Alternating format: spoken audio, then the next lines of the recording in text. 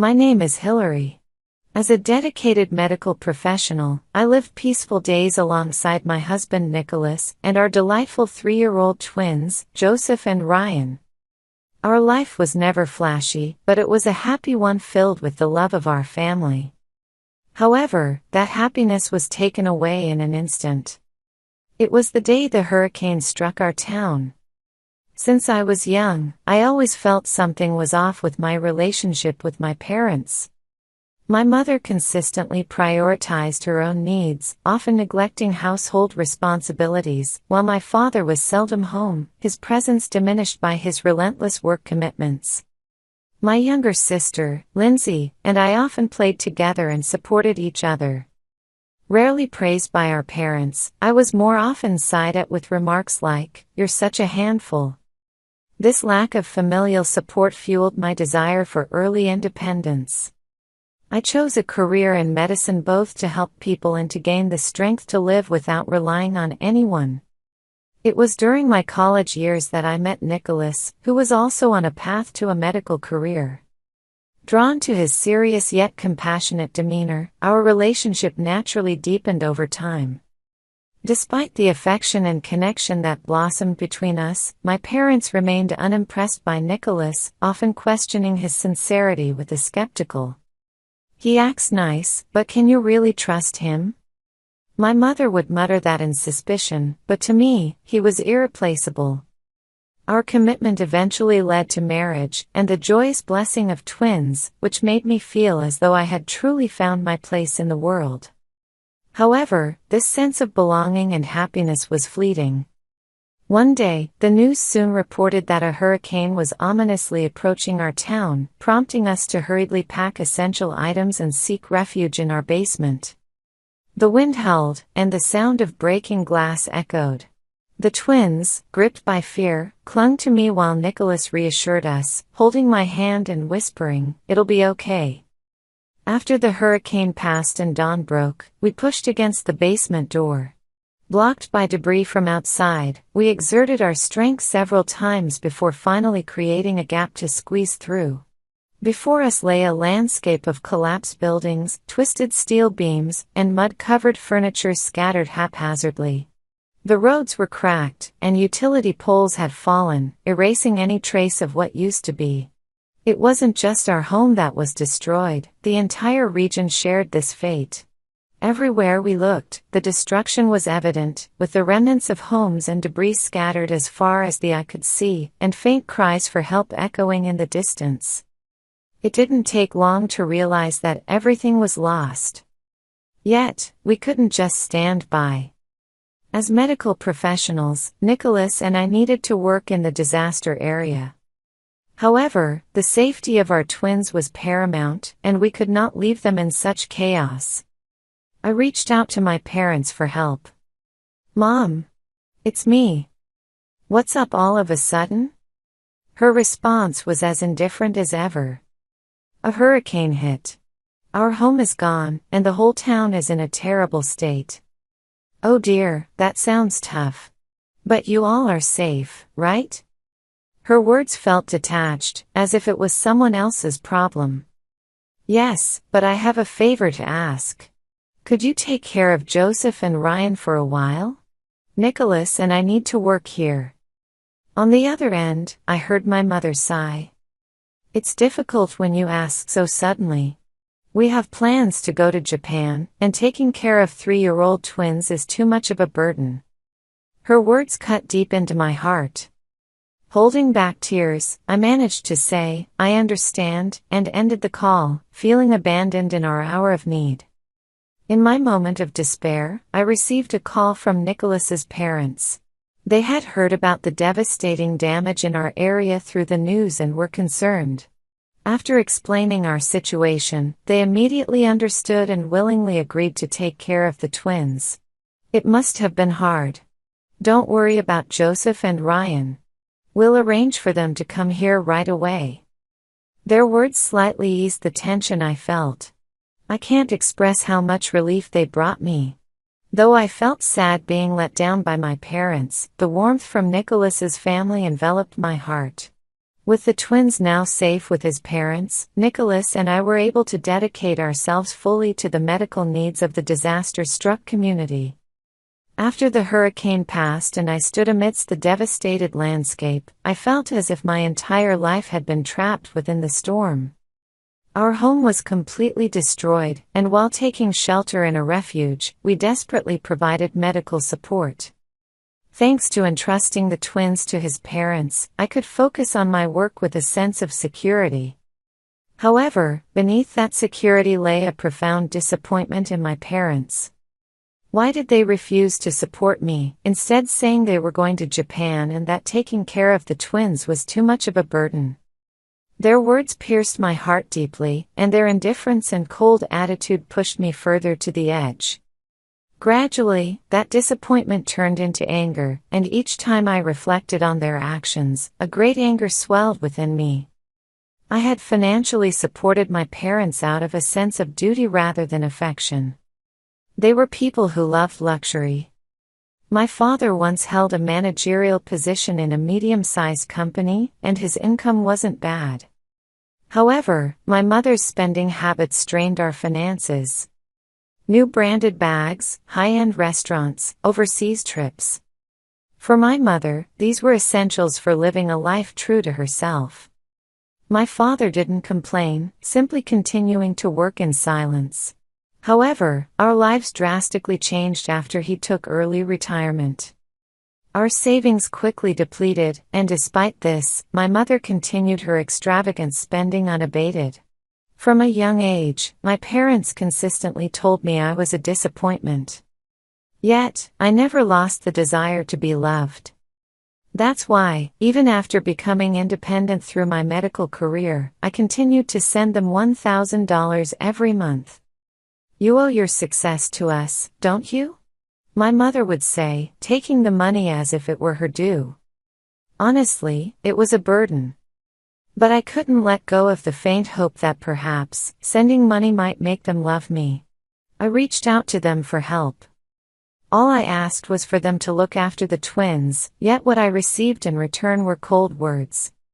At that moment, emotions I had suppressed for years surged forth. I had been sending them money for years and was always ready to help whenever they needed, yet when I truly needed them, they offered no help at all. What had I been sending them money for all this time? That night, I cried into Nicholas's chest. He didn't say a word, just gently rubbed my back, and that kindness made me cry even more. Over a month, as we continued our work as medical professionals in the disaster zone, the situation gradually began to stabilize. A consistent support system was established, and as shelter and medical facility management improved, the necessity for emergency response diminished. The stabilization of supply chains and medical systems meant that our work at the scene increasingly shifted towards routine. Despite many remaining challenges, it was becoming palpable that the situation was slowly improving. Weeks later, I found myself thinking of my parents and peeked at my mother's social media account. There, I saw cheerful photos from their trip to Japan. Seeing my mother smiling as she ate sushi and walked around Asakusa in a kimono made something inside me snap. These people don't care about my suffering at all. And then, I made a decision. I would stop supporting my parents. I needed to focus on protecting my own family. I contacted the bank and stopped the automatic transfers to my parents. At that moment, I felt a weight lift from my shoulders. What followed was incessant contact from my parents. What's the meaning of this? The money hasn't been transferred, has it? What about this month's support? Are you abandoning us? I didn't respond to any of it. Hearing their voices would reopen my emotional wounds. But Nicholas wasn't my only ally, there was also my sister, Lindsay. She had reached out after hearing about the hurricane. "Hillary, are you okay? I heard you're working in the disaster area with Nicholas and was worried. If there's anything I can do to help, just tell me." I express my gratitude to Lindsay from the bottom of my heart. "Lindsay, thank you so much for worrying. Nicholas and I are doing well, and the situation here is stabilizing a bit. The twins are being looked after at Nicholas's parents' house, so they're fine." As I touched upon Lindsay's kindness, I naturally began to speak. "But I'm really disappointed in our parents. When I asked them to take care of the twins, they said, 'We're going on a trip to Japan, and taking care of the twins is too much of a burden.' I was so frustrated, I stopped the support payments to our parents." Lindsay listened in silence for a while, but after I finished, she immediately responded. "Hillary, that must have been hard. Our parents have always been indifferent to us, and to act like that after all the support you've given is really disappointing. But what you've done for them up till now, I think that's amazing. They should appreciate it." Lindsay's words eased my mind a bit. Her understanding and encouragement felt like they lightened my emotional burden. As I navigated life with the support of the people I met in the disaster area, Nicholas's family, and Lindsay, I gradually began to reclaim our routine. We moved from the shelter to temporary housing and started a new life. The twins were laughing and healthy, and Nicholas and I were living busy but fulfilling days. Every time I thought of my parents, my heart ached, but I never regretted my decision. I felt no need to feel anything for their indifference. My parents continued to contact me, but their messages were never about concern for me or the twins, only complaints about how hard their lives had become and how much they had spent on their trip to Japan. And each time, I felt at my limit. Eventually, I blocked all contact with them and decided to cut ties completely. After deciding to sever ties with my parents, my life was transformed. We moved out of temporary housing and relocated to a new town surrounded by nature, a quiet and peaceful place. Our home was small, but for us, it symbolized hope. As Nicholas unlocked the front door and the twins playfully ran around, I took a deep breath. "This is our new home," Nicholas smiled at me. I gripped his hand tightly. The local community warmly welcomed us, particularly a neighbor named Patty who reached out to me. "Welcome, Hillary. It must have been tough. If there's anything you need, don't hesitate to ask." She was plump with a kind smile, and she brought a homemade pie for us. I felt a warmth in my heart from her generosity. That evening, I attended a gathering at the community center that Patty had introduced to me. It was a place where disaster victims and supporters came together to help each other. "You're Hillary, right?" A man named Thomas approached me. He was a local firefighter and had been active in rescue operations during the hurricane. "I've heard about you guys. It sounds like you lost your home, but you and your husband are doing admirable work." Thomas's words made me tear up a little. Up until now, I had lived trying to meet my parents' expectations. But now it was different. There were people who truly understood us. Feeling recognized, I felt lighter in spirit. One day, I received a call from Lindsay. Even after cutting off relations with our parents, Lindsay and I had kept in touch regularly. She had always been concerned about me. "Hey Hillary, how are you? How's the new town?" Lindsay's voice was gentle. "I'm gradually getting used to the new life. Everyone in the neighborhood is really nice." Hearing this, Lindsay seemed relieved. "That's good to hear. I'm glad you're doing well." I paused for a moment before asking about our parents. "How are they doing?" Lindsay hesitated but answered. "Same as always. But they seem to be struggling a bit since your support stopped. Recently, they've been complaining about not having enough money and wondering why you suddenly stopped helping. Aunt mentioned that they've been airing these grievances. They're still posting photos of their travels on their social media accounts, but apparently, they're quite vocal about their complaints behind the scenes. They haven't contacted me, though." Hearing this, I felt conflicted. Then, Lindsay quietly continued. "Let them be, Hillary. If you're happy now, that's what matters most." I sighed and confessed honestly. Honestly, I'm still trying to sort out my feelings. They are our parents, after all. But this was the right decision, wasn't it? Of course.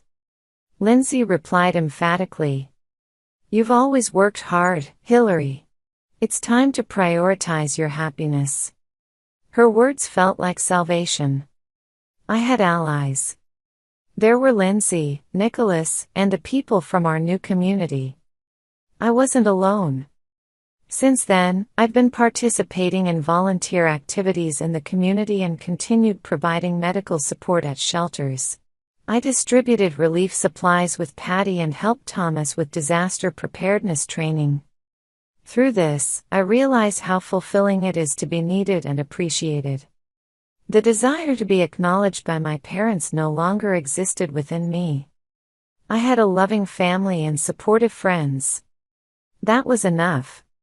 One evening, while watching Joseph and Ryan play in the garden, I video called Lindsay. Hillary, your expression seems softer lately. At Lindsay's comment, I couldn't help but smile. Really? Maybe I've finally forgiven myself. Lindsay smiled back. From the other side of the screen, she said, You're strong, Hillary. I've always been on your side. With her words in my heart, I beamed a genuine smile. I no longer needed to be bound by the past. From then on, I was going to live my own life. After all, I wasn't alone anymore. Life in the new town was gradually healing my heart. One day, I received a call from the bank. Is this Hillary Anderson? I need to confirm something with you. Yes, what is it? There has been an application for a new credit card under your name recently.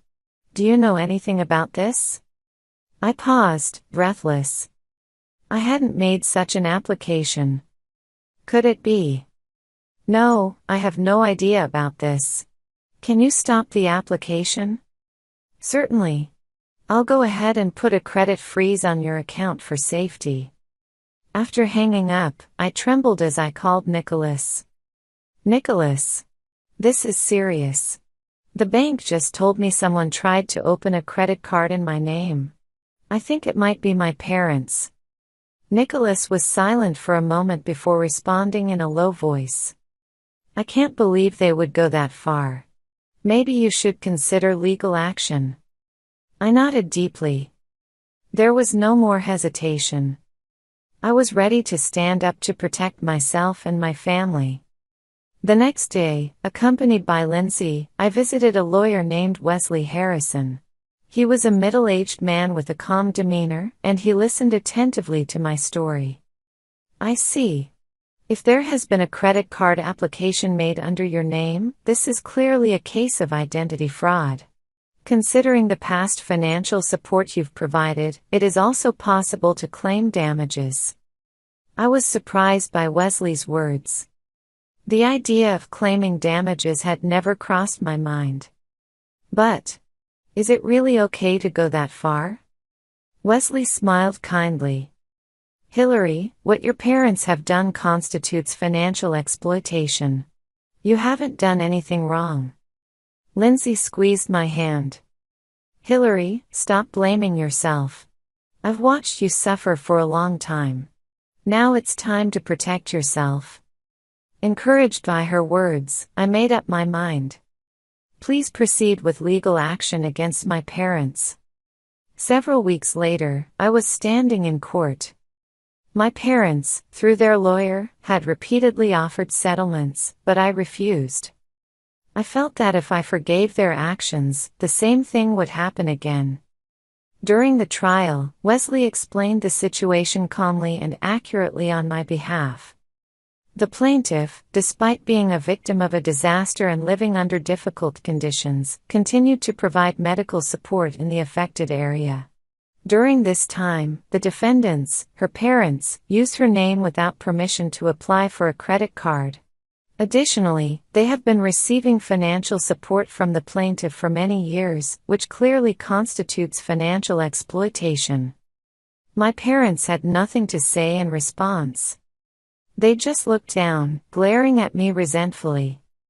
I faced their gaze squarely. There was no need to be afraid anymore. The judgment was in my favor. My parents were ordered to pay damages, and a restraining order was issued. At that moment, I finally felt a deep sense of relief. After the trial, Lindsay and I stopped by a cafe. Holding a warm cup of coffee, I quietly muttered, "So, it's really over now." Lindsay smiled gently. "Yes, Hillary. You did well." Holding the cup tightly, I closed my eyes. The pain, anger, and sadness I had carried were slowly being released from my heart. I was no longer bound by my parents. From now on, I would carve out my own life. Looking outside, the clear blue sky stretched out, as if blessing the start of my new life. I took a deep breath and started walking forward. With the trial over, I had finally achieved peace of mind. The court's orders for my parents to pay damages and the restraining order were not just legal victories for me. They were proof that I had protected myself and moved on from the past. Several weeks later, Lindsay called me. "Hillary, there's something I need to tell you." "What is it?" Lindsay hesitated for a moment before starting to speak, her voice mixed with a sigh. "It seems that our parents have started family therapy." I gasped. "Our parents? Undergoing family therapy?" I couldn't believe it. "What do you mean?" After the trial, it seems they were quite depressed. Especially Mom, who feels like she's lost everything now that she can't live that luxurious life anymore. But Dad has started to change. He's reflecting on what happened during the trial and has started counseling. I was speechless. My father, attending counseling? It was almost unheard of for him to express his emotions. And so, they decided to start family therapy together. It all started when Dad said, "If we continue this way, everything will be destroyed." A mix of disbelief and slight relief filled my heart. Yet, I was not ready to let my guard down so easily. "And then?" I asked cautiously. "What are they hoping for? Do they want forgiveness or something?" Lindsay shook her head. "No, I just wanted to let you know. The courage you showed by standing up for yourself has ultimately led to them changing." Hearing this, I felt a slight weight lift from my shoulders. A few days later, a letter arrived in my mailbox. The sender was my parents. With trembling hands, I opened the envelope, and there were words written in my mother's handwriting. "To Hillary. I don't know where to start, but first, let me apologize. We relied too much on you and were always thinking of ourselves, which I deeply regret. After the trial, we felt like we had lost everything, but in reality, we had lost sight of what was truly important long ago. Now, we are undergoing family therapy and confronting our mistakes. Your dad is slowly trying to change, and for the first time, I am taking a hard look at myself. Please, we want to start over. Although what I did to hurt you can never be forgiven, from now on, I sincerely wish for your happiness. Sincerely. Your Mom." I finished reading the letter and took a deep breath. The fact that my mother, who had always been so distant and cold, was admitting her mistakes and apologizing, was unexpected. However, my heart didn't immediately lighten. The wounds from the past aren't so easily healed. That night, I showed the letter to Nicholas. After reading it silently, he gently held my hand. "Hillary, whatever you decide, I'm with you," he said. Wrapped in his warmth, I spent a long time thinking. The next day, I called Lindsay. "Lindsay, I've read the letter. What did you think?" she asked. "I'm not ready to forgive them just yet. But, I won't let them control me anymore. I'm going to live my own life." It seemed like Lindsay quietly nodded in agreement. "Yeah, that's good. The most important thing is that you're happy." Later, I wrote a response to my parents. I didn't write that I forgave them. I simply stated, I will continue to live my life. If my parents are trying to change, that's their issue to resolve. I'm no longer bound by the past. The days that followed were peaceful. I shared laughs with Patty and Thomas, and my bond with Lindsay grew stronger than ever. The twins grew a little every day, and my bond with Nicholas deepened. One day, as I watched the twins play in the garden, I looked up at the sky. A single cloud drifted slowly across the clear, blue expanse. The weight of the past in my heart was gradually lifting. I am no longer uncertain.